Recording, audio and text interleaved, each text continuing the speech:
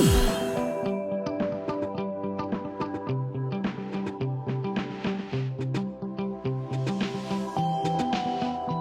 friends, I'm going to tell you how to make a spider robot.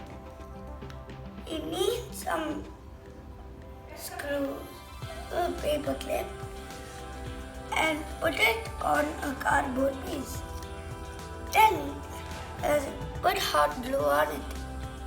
Then put another cardboard on it and put googly eyes or draw one and put it in front of them.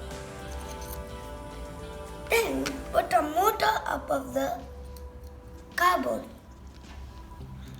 Then put a straw behind the motor.